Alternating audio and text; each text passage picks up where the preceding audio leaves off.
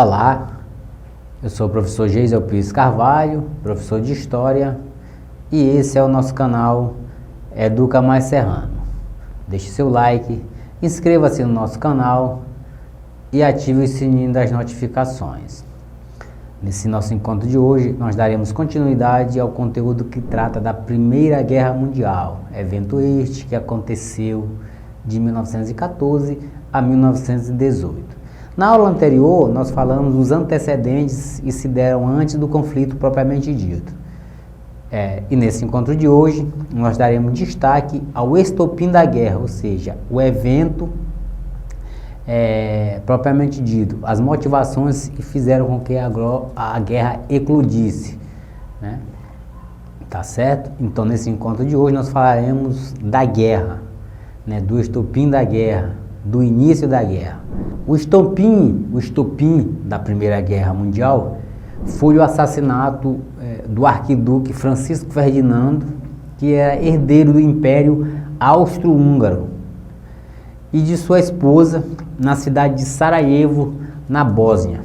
Esse acontecimento se deu no dia 28 de junho de 1914, e o autor do crime foi um ativista sérvio que pertencia a uma organização secreta chamado Gavrilo Princip. Então ele estava ligado a uma organização secreta chamada de Unidade ou Morte. E como dito na aula anterior, esses movimentos nacionalistas ganharam um caráter mais violento, né? E isso vai culminar no assassinato do herdeiro do Império da Áustria-Hungria. Obviamente, com a morte do herdeiro do trono,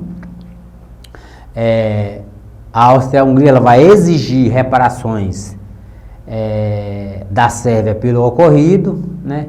Mas obviamente que essas exigências não serão atendidas pelas sérvias. Uma vez que o herdeiro do trono é assassinado, isso vai provocar uma reação militar na Áustria-Hungria nesse primeiro momento, contra a Sérvia. E essa reação da Áustria-Hungria, essa reação militar da Áustria-Hungria contra a Sérvia, vai causar a entrada de outras nações no conflito, devido àquelas políticas de aliança que nós falamos na aula anterior, que era um dos antecedentes, certo? Então, por conta da política de alianças, no momento que a Áustria-Hungria ela reage militarmente contra a Sérvia, outros países entram no conflito, né? E muito por conta disso, a partir do assassinato do Francisco Ferdinando, herdeiro do Império da Áustria-Hungria, uma série de acontecimentos se deram a partir daquele dia, né? E esses acontecimentos vai transformando um conflito local num conflito mundial. Pois bem, e qual foram essa sucessão de acontecimentos que se deram a partir do assassinato de Francisco Ferdinando, né? Quais foram esses acontecimentos que se deram a partir daquele momento? Pois bem, no dia 28 de julho, ou seja, um mês após o assassinato do herdeiro do Império Austro-Húngaro, a Áustria-Hungria ela vai declarar guerra à Sérvia, obviamente com o apoio da Alemanha, que era a potência que liderava a Tríplice Aliança, e no dia seguinte a Áustria-Hungria ela invade a Sérvia com seu exército. Esse é o primeiro acontecimento. Um mês após a Áustria-Hungria declarar guerra à Sérvia, mais precisamente no dia 29 de julho de 1914, obviamente quem é apoio à Sérvia, a Rússia inicia a mobilização das suas tropas, né? No dia 1º de agosto, a Alemanha declara guerra à Rússia e posteriormente também declara guerra à França, né? No dia 4 de agosto de 1914, para chegar no território francês, a Alemanha, o exército alemão invade a Bélgica, ou seja, a Bélgica não tinha nada a ver com isso, não fazia parte nem de um bloco, nem de um outro, era um país neutro, tem seu território invadido e de uma certa forma é obrigado a entrar no conflito. Então, no dia 4 de agosto, o exército alemão invade a Bélgica com o intuito de atingir a França, que faz fronteira com a Bélgica. E a Bélgica, até aquele momento era neutra, se viu obrigada a entrar no conflito. No dia 5 de agosto, a Inglaterra, que era aliada da França, declara guerra à Alemanha. Certo? Então, esses foram uma sucessão de conflitos que transformaram o que poderia ser um evento local num evento de caráter global, de caráter mundial. Certo? Nesse momento que o conflito de fato eclode, as pessoas, o evento tomou uma dimensão tão grande que as pessoas que se declaram contrárias à guerra eram consideradas traidoras, né?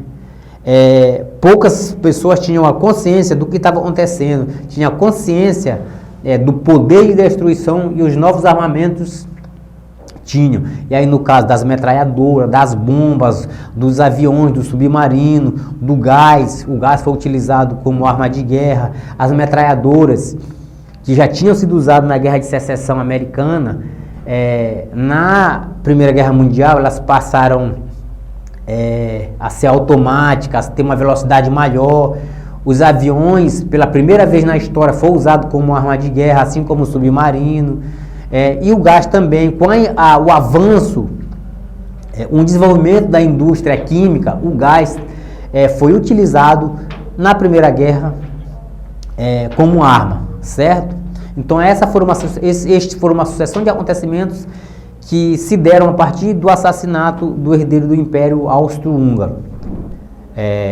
No último quartel do século XIX, foram formadas essas políticas de aliança, esses blocos de países, né, que defendiam esses interesses expansionistas, armamentistas, né, nessa expansão territorial lá na Europa. E esses blocos de países, né, eles se modificaram durante o conflito. Inicialmente era formado por um grupo de países, mas durante o conflito outros países foram aderindo, fazendo adesão aos dois blocos que faziam parte do conflito, né? Então, nesses 4 anos que durou o conflito, de 1914 a 1918, esses dois blocos se enfrentaram com base nessas políticas de aliança já firmadas já no final do século XIX e início do século XX, né? Então, de um lado estava a Alemanha, o Império Alemão, o Império Austro-Húngaro, o Império Turco-Otomano e a Bulgária, além da Itália. Só que no ano de 1915 a Itália ela vai trocar de lado, porque a Tríplice Entente oferece compensações territoriais para a Itália, né, e a Itália deixa a Tríplice Aliança e vai fazer parte da Tríplice Entente por conta dessas compensações territoriais que foi oferecida, certo? E do lado da Tríplice Entente estava a França, Inglaterra e Rússia inicialmente, né? E com o início do conflito, a Bélgica, que inicialmente, como dito, era neutra, mas por conta de ter seu território invadido, se viu obrigada a entrar na guerra. A Sérvia, que esteve diretamente ligada a esse estopim da guerra, também estava nesse grupo da Tríplice Entente. A Itália, como dito, deixou o outro bloco e veio fazer parte da Tríplice Entente a partir do ano de 1915, além da Grécia, Japão e Estados Unidos, que ingressou no conflito no ano de 1917, já o conflito transcorrendo, certo? Então, vale lembrar que era a primeira vez na história da humanidade que havia uma guerra generalizada, né, onde envolvendo as principais potências de diversas regiões do planeta. Apesar de chamarmos de guerra mundial, vale lembrar que a grande parte dos conflitos se desenvolveram no continente europeu, mas por conta do grande número de países envolvidos no conflito, que se tem essa ideia de conflito mundial, certo? O Brasil, vale lembrar que o Brasil foi o único país sul-americano a participar efetivamente do conflito, né? Declarando guerra à Alemanha a partir do momento que a Alemanha ataca navios brasileiros, e o Brasil vai participar de forma cooperativa com os ingleses, patrulhando o Atlântico Sul, enviando médicos e aviadores à Europa nesse período de guerra, certo? Pois bem, e no momento que se dá a eclosão da guerra, que a guerra já está transcorrendo, essa guerra geralmente ela é dividida em 3 fases, né? A primeira fase, que vai de 1914 a 1915, a segunda fase vai de 1915 a 1917 e a terceira fase que vai de 1917 a 1918. Essa primeira fase, ela é marcada pela intensa movimentação, que é chamada a guerra de movimentação, em que as tropas, elas têm essa movimentação de tentar avançar diante do inimigo. Então, nessa primeira fase, há uma rápida ofensiva das tropas alemãs em território francês, ou ocupam o território francês por um determinado momento, né? Isso lá no ano de 1914. A França, nessa primeira fase, ela vai organizar uma contraofensiva, né? E vai parar o avanço alemão em seu território. Isso acontece na chamada Batalha de Marne, obviamente com a ajuda da Inglaterra, que era aliada e fazia parte do mesmo bloco. E nessa primeira fase, nenhum dos lados conseguir vitórias, ter vitórias significativas, né? E isso nessa primeira fase, vai manter o conflito de uma certa forma equilibrada, ou seja, vai se estagnar o conflito nessas frentes de combate. Isso é a primeira fase, né? Que é chamada a fase da movimentação, a guerra de movimentação. A segunda fase, essa fase da movimentação, ela vai ser trocada pela guerra das trincheiras, né? A guerra de movimentação vai ser trocada por uma outra estratégia de guerra, que é a chamada guerra das trincheiras. Essa segunda fase, ela se dá de 1915 a 1917, como já dito. E essa guerra das trincheiras, ela se dava da seguinte forma. Então, grandes extensões de valas eram cavadas, né? Tanto de um lado quanto de outro, valas em formato de zigue-zague, né? Com uma profundidade aproximadamente de 2 metros, a profundidade de 2 metros. E esses conflitos eram intermitentes, ou seja, aconteciam, davam uma pequena parada e retomavam. E nessas trincheiras, os soldados, os combatentes, eles fazem todas as suas necessidades. Eles escrevem cartas para os parentes, eles fazem as necessidades pessoais. Nessas trincheiras, eles estão sujeitos à chuva, a sol. Então, essa fase das trincheiras, elas vai durar de 1915 a 1917. É uma fase extremamente crítica da guerra, porque os soldados, os combatentes, tanto de um lado quanto de outro, vão se ver diante do frio, da fome, da chuva, do barro, que era o barro da própria trincheira. Então, essa fase é uma fase extremamente crítica da Primeira Guerra Mundial. Essa fase também é uma fase que também vai paralisar o avanço dos inimigos, né? E a terceira fase, que vai de 1917 a 1918, ela vai ser caracterizada pela entrada e saída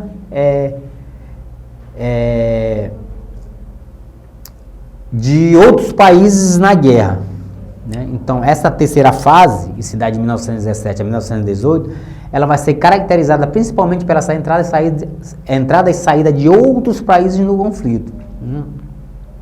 Mas há um aspecto importante nessa terceira fase, porque com a entrada de outros países, a guerra de movimentação ela vai ser retomada, ela vai ser trocada, até a guerra das trincheiras vai ser trocada novamente pela guerra de movimentação, né? Então, nessa terceira fase, a marinha alemã ela vai afundar, por meio dos seus submarinos, vai afundar navios de países considerados neutros, no caso dos Estados Unidos e o Brasil. No caso dos Estados Unidos, os Estados Unidos têm seus navios, os navios Lusitânia e Arábia, afundados por submarinos alemães, e isso de uma certa forma vai obrigar os americanos, os Estados Unidos a entrar no conflito. E essa entrada dos Estados Unidos no conflito vai ser decisiva para o desfecho da guerra. E o Brasil também, como já dito, também teve seu navio, o navio Paraná, afundado pelos alemães, e também vai obrigar de uma certa forma o Brasil a entrar no conflito, certo? Então, os Estados Unidos, a partir do dia 6 de abril de 1917, ele entra no conflito. Até então, os Estados Unidos, ele participava de forma indireta da guerra, porque ele estava abastecendo os países no conflito, com armas, alimentação. Então, era dessa forma que os Estados Unidos estavam participando da guerra, de forma indireta. E a partir do afundamento dos seus navios, ele vai ser obrigado a entrar no conflito a partir de abril de 1917. E essa entrada dos Estados Unidos vai ser decisiva para o desfecho da guerra, certo? Outro fato importante, além da entrada dos Estados Unidos na guerra, é a saída da Rússia. Como se sabe, em 1917, acontece uma revolução na Rússia, tem início a chamada Revolução Russa, e isso obriga com que a Rússia deixe a Primeira Guerra Mundial para se preocupar com a revolução interna, com os acontecimentos internos daquele país, né? E a Rússia deixa a Primeira Guerra Mundial e no dia 3 de março de 1918 ela assina um tratado de paz com a Alemanha, certo? Então, nessa terceira fase, esses dois acontecimentos foram importantes para o desfecho da guerra, a entrada dos Estados Unidos e a saída da Rússia. Obviamente, um conflito desse tamanho, ele vai provocar uma série de mudanças a partir do continente europeu, né? Então, obviamente, um combate dessa proporção vai resultar num número elevado de mortes, muito em razão do uso de novas armas, que tinham um poder de destruição muito maior daquelas que foram utilizadas em conflitos anteriores a esse. Nesse conflito, e pela primeira vez na história da humanidade, o avião é usado como arma militar, assim como o submarino. Já dito, o gás também, a partir do desenvolvimento da indústria química, o gás, vai ser desenvolvido gases para ser usado como arma de guerra, e isso foi usado na Primeira Guerra Mundial. Só uma observação rápida aqui para você. O Hitler, que vai estar na Segunda Guerra Mundial, o Hitler é austríaco, luta a favor da Alemanha, ele é atingido por gás, fica temporariamente cego, né? Isso são motivações que fazem com que ele tenha esse espírito de querer um revanchismo. Isso vai eclodir lá na frente, são assunto para outra aula. Então, os gases foram utilizados na Primeira Guerra como arma de guerra, certo? Então, essas armas, elas aumentaram de uma certa forma esse poder de ataque, assim como de devastação, ou seja, o ataque tanto dos submarinos quanto dos aviões, o poder de destruição é bem maior, né? Coisa que não tinha se visto em outros conflitos que antecederam a Primeira Guerra Mundial. Outro aspecto que vai mudar nesse período de guerra é a questão da economia. Então, uma vez que muitos países estão envolvidos na guerra, a economia desses países em conflito, a economia foi direcionada para aumentar a produção de artigos necessários à guerra. Ou seja, deixar de produzir determinadas coisas para produzir artigos diretamente ligados à guerra. Munições, veículos de transporte, tecidos para produzir uniformes militares, enfim. Então, a indústria, a economia desses países em conflito estavam direcionadas para esses artigos que tinham ligação direta com a guerra, né? Outro aspecto importante que a guerra vai provocar é que, com a presença maciça de homens no conflito, né, com a grande participação dos homens, ou na sua totalidade os homens participando do conflito, da guerra, um considerável número de mulheres vão ingressar no mercado do trabalho industrial, né? Mas principalmente na Inglaterra, na França, Itália e Alemanha, que eram países extremamente industrializados naquele período, certo? Então, isso é uma mudança importante nesse momento, esse ingresso das mulheres no mercado de trabalho industrial.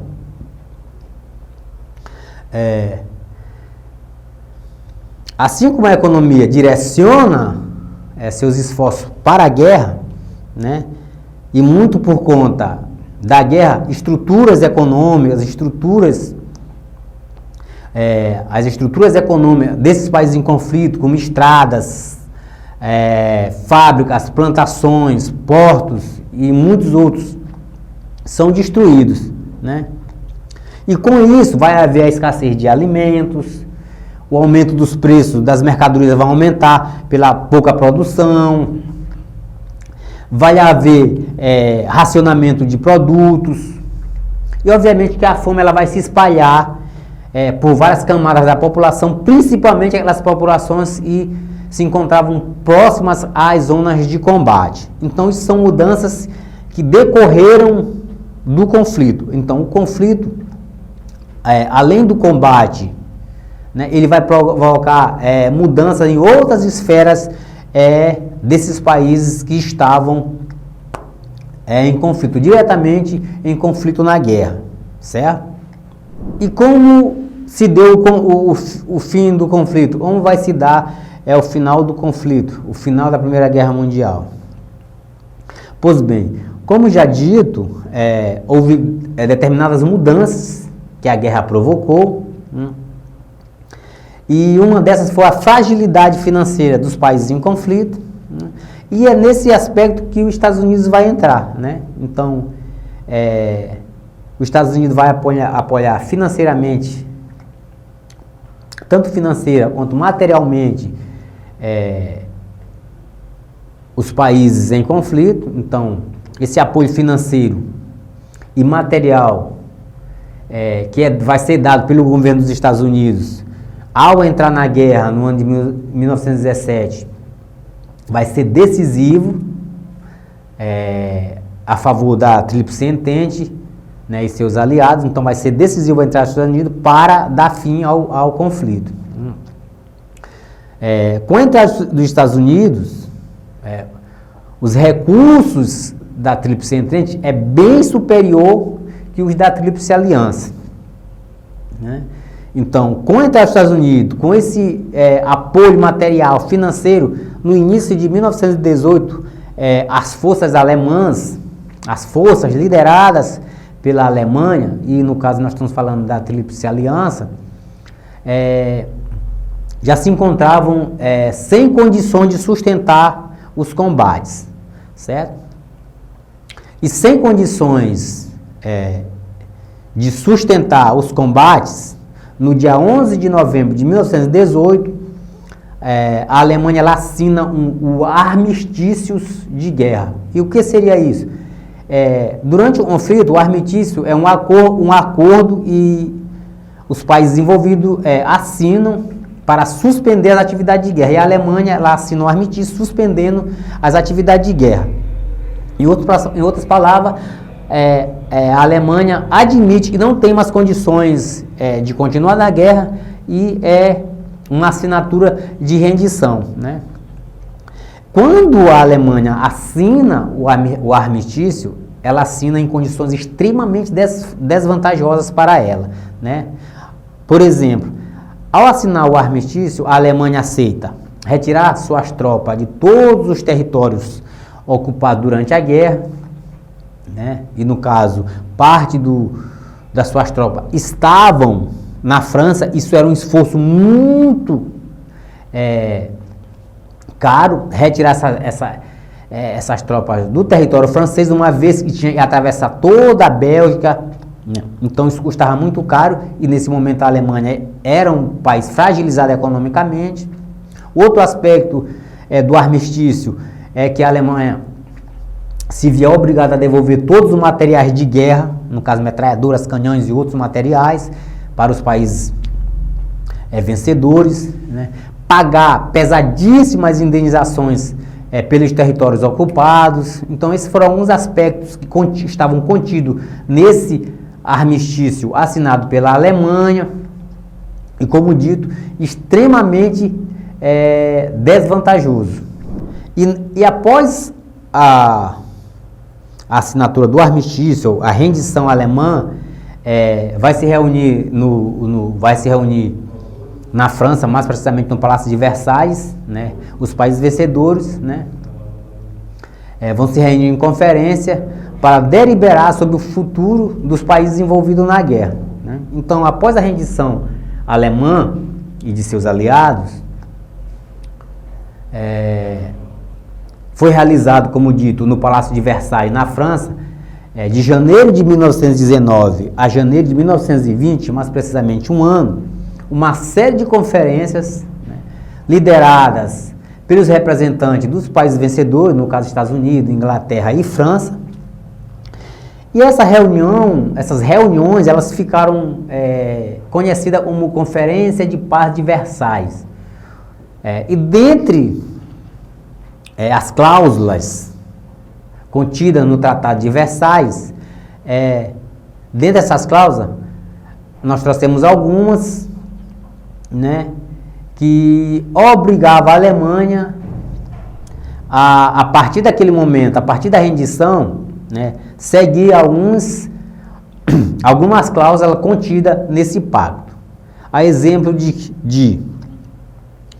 como dito, lá em 1870, a França havia perdido o território da Alsácia-Lorena para a Alemanha. Pois bem, após a Primeira Guerra, a Alemanha foi obrigada a devolver a região da Alsácia-Lorena à França. Ceder outras regiões à Bélgica, à Dinamarca e à Polônia, ou seja, a Alemanha acabou perdendo parte do seu território, o Império Alemão acabou de perder parte do seu território para esses países, no caso a Bélgica, a Dinamarca e a Polônia.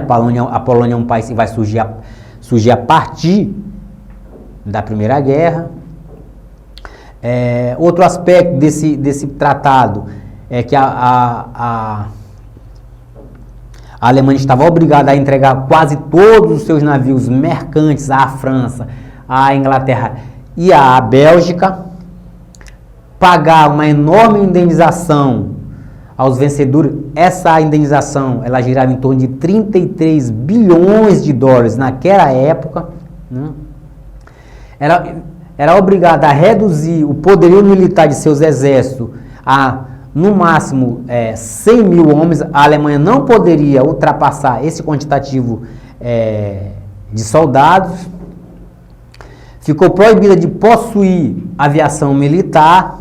Então, essas foram cláusulas que estavam contidas nesse Pacto de Versalhes. E como pode-se ver, extremamente desvantajosas para a Alemanha, né?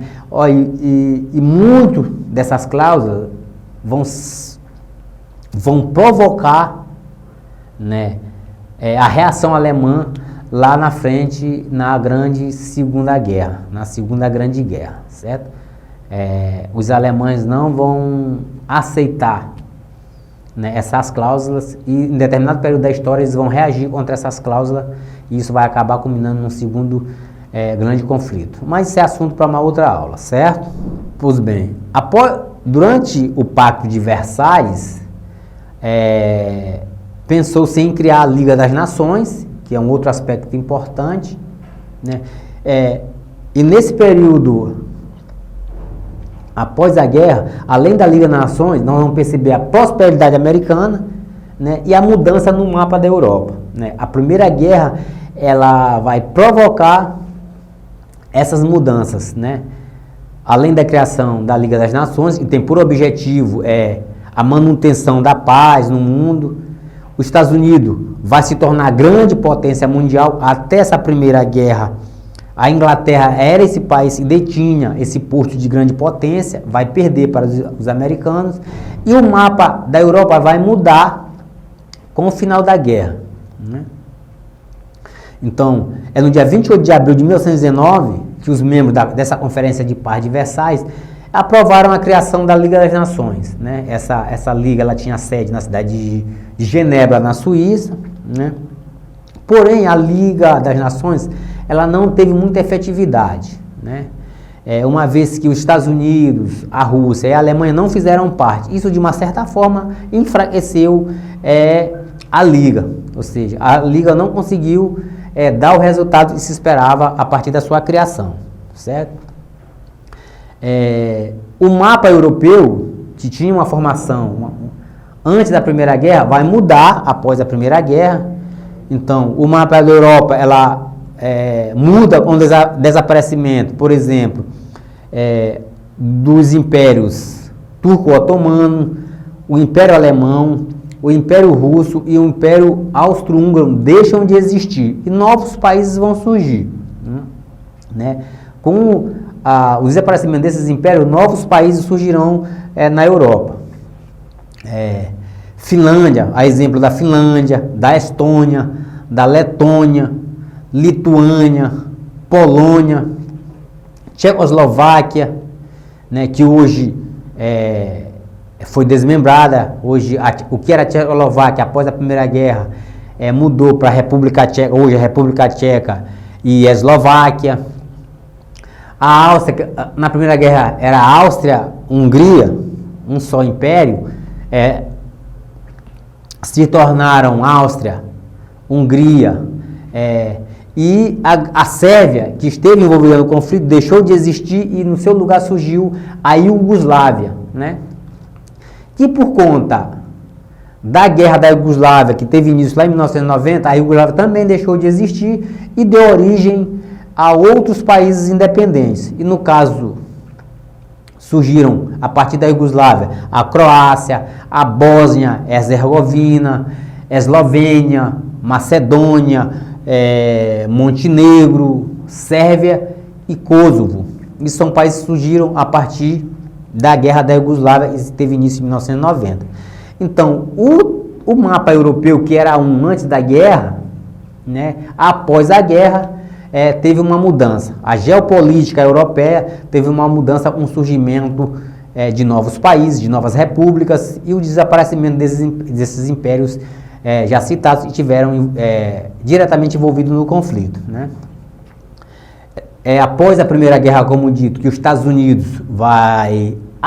vão assumir o posto de grande potência mundial, porque, como dito, os Estados Unidos, ele, no século XIX, a partir da segunda metade do século XIX, os Estados Unidos vai ter um grande desenvolvimento da sua indústria, vai tentar expandir o seu mercado consumidor para além do seu território, né?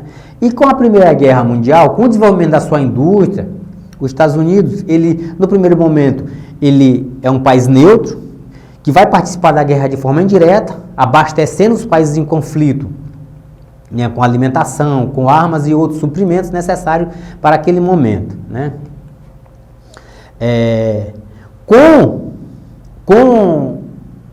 Os países europeus envolvidos na guerra e os países europeus industrializados, no caso a França, a Inglaterra, a Alemanha, envolvidos no conflito, não tiveram condições, né, de abastecer mercados como o mercado latino-americano e o mercado asiático, certo? E é nesse intervalo em que os países europeus deixam esses espaços descobertos, que os Estados Unidos vão se aproveitar para abastecer esses mercados latino-americano e asiático. E é durante esse processo que os Estados Unidos vai ganhando espaço, vai expandindo o seu mercado e vai se tornando essa grande potência. E após a guerra, os países em conflito quebrados, né, num longo esforço de recuperação, né, os Estados Unidos vai assumir esse posto de grande potência mundial, né. Por outro lado, é o próprio Estados Unidos que vai financiar esse esforço de recuperação das economias europeias. Então, banco americano vão emprestar dinheiro, o governo americano vai emprestar dinheiro para essas nações que estiveram envolvidas no conflito, né? E de uma certa forma, por meio desses acontecimentos, os Estados Unidos vai se tornar a grande potência mundial pós Primeira Guerra, né? Então, isso vai ser caracterizado, uma vez que a partir da Primeira Guerra, né, e o término da Primeira Guerra, os bancos, né, e o governo dos Estados Unidos possuíam quase a metade de todo o ouro, né, que circulava nos mercados financeiros internacionais, né. Dessa forma, se tornaram credores da Europa arrasada pela guerra. Então, a Primeira Guerra contribuiu para que houvesse essa mudança significativa na dinâmica econômica global, né? E essa mudança ela se dá a partir dos Estados Unidos se tornar essa grande potência mundial, certo? Pois bem, então esse era o nosso assunto de hoje, tratar da Primeira Guerra propriamente dita, né, do seu estopim, das suas motivações que levaram com a eclosão da guerra e todas essas transformações que o conflito trouxe nesses 4 anos em que a Europa esteve envolvida no conflito, né? Lembrando, no primeiro momento, esse evento foi chamado de Grande Guerra, não era chamado de Primeira Guerra, mas pelo envolvimento de um grande número de países, os historiadores passaram a chamar esse evento de a Primeira Grande Guerra, ou Primeira Guerra Mundial, certo? E se deu de 1914 a 1918, tá certo? Então, esse era o nosso encontro de hoje. Não esqueça de deixar o seu like, se inscrever no nosso canal e ativar o sininho das notificações, certo? Muito obrigado e até o nosso próximo encontro.